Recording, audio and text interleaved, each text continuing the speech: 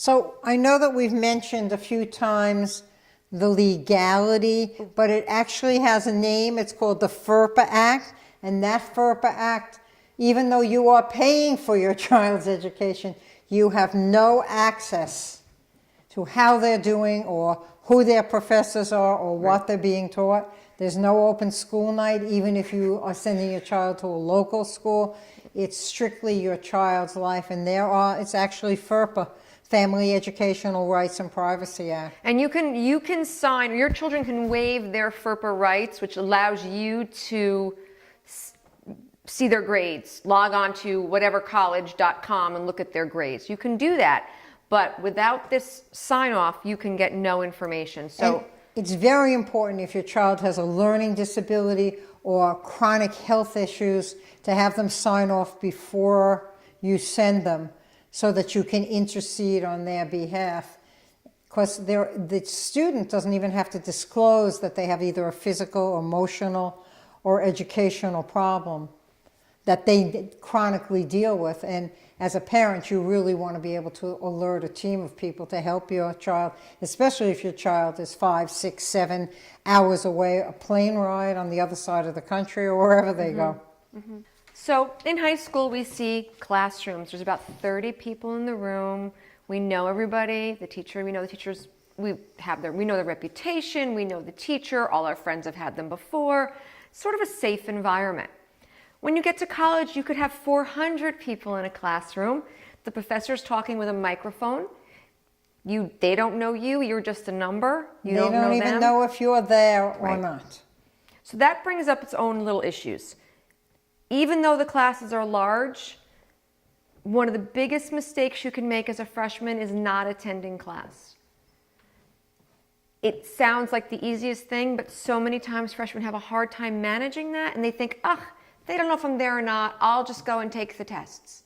It's a really, really bad idea. So going to class is the most important thing.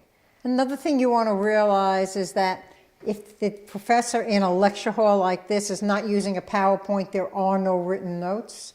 You're used to teachers using chalkboards or whiteboards. There will be no notes. You will be responsible for whatever that professor says. So a good thing, again, is to start a study group with people who are in that lecture hall to talk about what went on. Another thing that you want to take advantage of, and as a college professor myself, I am required a certain number of office hours to match my teaching hours. And so I have an office. I wait for students to come, and very rarely, except if there are in extenuating circumstances, do students come to my office to talk to me. It is a great idea to talk to your child, or if you're going off to college, to understand that those office hours, professors are actually waiting to hear from you, to talk about some of the issues in class. Many times students don't go because they feel as though the professor won't think well of them. But it's the opposite. Professors think well of students who come to them during the office hour and talk to them about whatever it is that they're teaching. It shows interest, and you also get the edge because professors know what they're going to ask. And so during that conversation, if they know you're interested, they tend to lead you in the right direction in terms of, now, as an English professor, they lead you in that direction. The other thing you want to check on your syllabuses when you receive them, a lot of professors now are uploading their lectures. And that's a great way for you to use as a study skill. You go to the lecture, you listen to it, but then you can go back and watch it again as a tool to study. And that's something you want to take advantage of. More and more people are doing that now as a way to make it easier for students. And if you should, for some actual reason, have to mix a class, it's a good way to make up for the class that you've missed, even though you won't actually do it in live time. But for many students now, virtual time is as good as real time. Campus life. It's a new experience for everybody. And in the spring and the fall, this is what it looks like. People lying out on the grass, having a good time, playing Frisbee, talking, walking, hanging out, listening to music. But with that freedom especially in nice weathers. I always say to my students, you want to hope that it remains cold and rainy until the end of the semester in the spring, because once it's beautiful weather, it's a distraction and you want to be outside, and it will be just about when you're taking finals and the semester is coming to an end. And if you do not have the discipline that started earlier in your semester, you're very likely to be prey to spring fever. And we can attest to that because we see our attendance dropping off. As soon as it's a nice day out, suddenly 5 or 6 people just don't make it to class because it's pretty outside. So if you set up structure in the beginning, if you really are regimented and focused, that won't happen and you'll be much better off. All right, another thing that we didn't mention before, but that goes along with freedom, is the issue of money. How much money is your child or are you going to have access to during the semester? So you want to talk about if they're going to take a credit card, or how are they going to pay for things when somebody says, hey, you want to go to Subway and it's just down the street if you're in an urban environment. Mm-hmm. How are you going to pay for that if you want to go?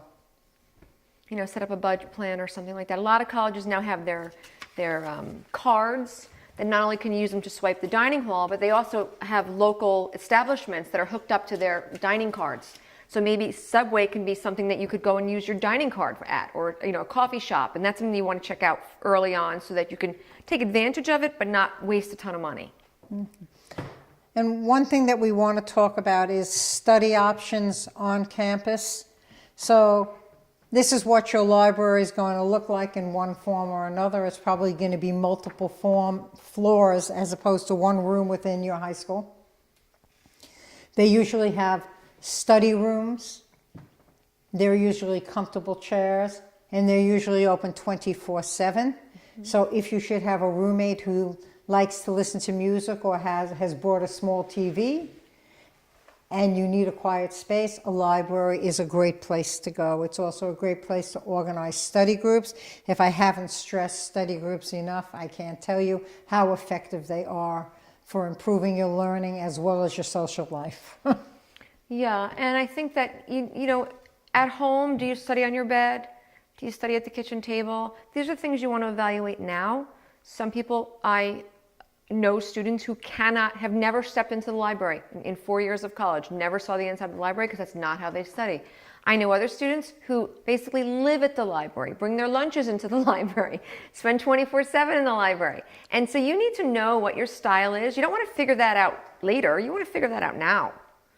So some of the things that we thought would be helpful to you when you leave for school is just a couple of reminders. Things like you want to get your ID card up and running at the school. Once you get accepted into the school, they're going to give you information on getting an ID card. That ID card gives you access to all the things on campus. You want to make sure to get that ID card as soon as possible so that you can start using the facilities on campus. Another thing you want to do is you want to get to know your RA. You want to get to know what's around your college, what's in the area, so you can know what to frequent, what you need, if it's a pharmacy, if it's a gym, or if it's whatever. You want to check out the gym on campus. If you've always worked out, this is something you want to continue to do. Check out the gym on campus. These are all things you can do ahead of time so that when you get there, you're not saying, what should I do next? It should be a natural extension of what you do now. And we are offering this summer a workshop where you can choose from 3 options. And on 3 separate days, we're going to deal with various issues like how do you set up study programs for yourself? How do you set up time management programs? How do you read a syllabus? What do you do? What do you pull out of a syllabus? How do you highlight? I love when kids show me they're highlighting and every word on every page is yellow. And I say, well, what was your strategy here? Just highlighted while I read. You might as well just color the book. Right. And so what happens is these several techniques that we're going to go over, I don't know when it is. You remember the date? August. It's August 8th, 9th, and 10th. If you have these skills going in, you're much more likely to succeed. And some colleges actually on weekends run these programs because what happens is freshmen come without these skills, and without these skills, you're much more likely to fail. And A lot of colleges have what they call College 101, where they go over the skills that we're going to go over during the sessions here in the summer, but they're over a 15-week period, which is an entire semester, which means the ones you get at the very end that you could have used at the very beginning will be good for next semester, but you really want to think about having these skills when you're actually going, because if not... And the fact of the matter is that college is more difficult than high school. So if you're going into it thinking I'm going to do exactly what I did in high school and get the same result, that may not be true. You may have to have better study skills, more appropriate study skills, different kinds of learning. So you can't just assume, oh, it was easy in high school, it's going to be easy in college. You want to be prepared for that. You want to know what you're up against. Very often students who get A's in high school end up with C's in college because they don't have these, what we call study skills that are needed for academic success, and in fact make it easier for students to succeed. And if it's easier, then you have more time for a social life. And again, it's balancing that social life and academic responsibilities. Any questions? Well, thank you for joining us tonight. Thank you for joining us. And again, look forward. Ava and I will be having a program this summer at the studio around the corner. If you need any information on our programs, you can meet us at eatestprep.com and read about all our other programs that we offer. Thank you.